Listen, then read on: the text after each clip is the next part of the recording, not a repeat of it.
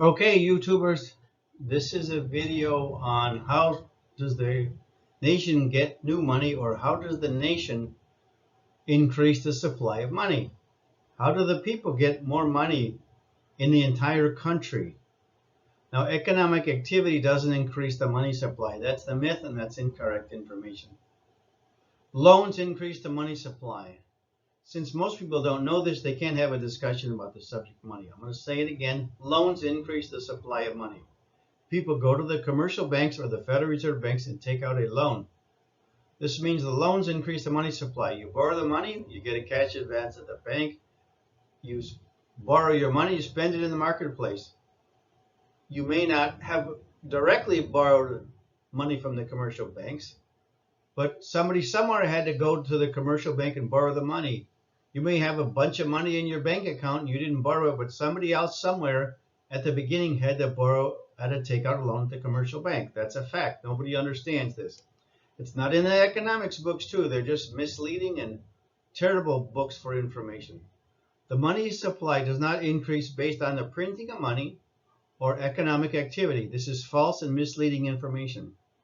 So how does the entire money supply, how does the entire economy get new money? Nobody seems to know or understand this. How does the nation in this country increase the supply of money? The economic textbooks do not explain as to how the supply of money increases based on loans from the commercial bank. I don't know why they don't show us this. There are people who incorrectly say and believe and keep saying that the money supply increases based on the printing of money. This is not true. We don't need to print any money up. The paper is just the evidence of debt in the loan process. I'll repeat that again. The paper money is evidence of debt in the loan process. We can function right now without any physical paper at all. Now let's go to the next slide. There are people who incorrectly say and believe and keep saying that the money supply increases based on the printing of money. This is not true. It's false and incorrect, misleading information. They're just mentally lazy and they don't want to explain it to people. The average person has no idea when they say the printing of money. That's misleading and confusing information. There are people who say the government gives the banks money for free. This is not true. The government does not give banks the paper money for free. The commercial banks, the banks that you use on the corner, exchange the worn out Federal Reserve notes for new Federal Reserve notes with the Federal Reserve. But they don't give them new money to use in the loan process. The Federal Reserve notes are just evidence of debt and a token that you use to spend in the marketplace. Now, the government prints up paper money called Federal Reserve notes at the Bureau of Printing and Engraving, and then sell the Federal Reserve notes to the banks for the cost of producing and printing the money. As an example, a $1 or $2, $3 bill costs 10 cents each to produce, and the Federal Reserve pays the government for producing the money at their website. It's at the government website, the Bureau of Printing and Engraving, BEP.gov. Think about that. The government prints up a bunch of paper money in sheets, they cut it up, and they sell it to the private Federal Reserve bank for 10 cents a piece now. It changes over time.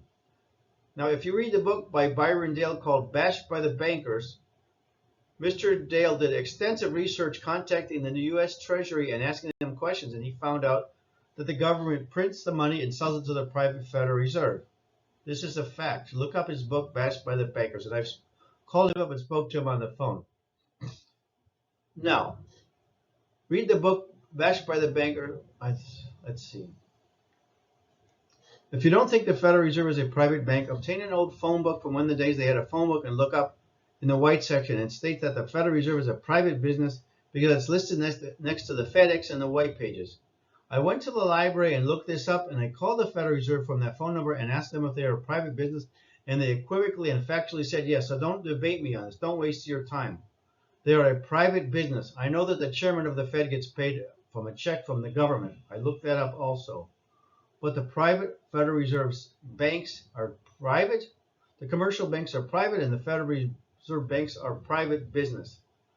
If you want to learn more from the master, go look up the YouTube videos of Merrill Jenkins and watch them, and you'll learn. Okay, go onward and learn.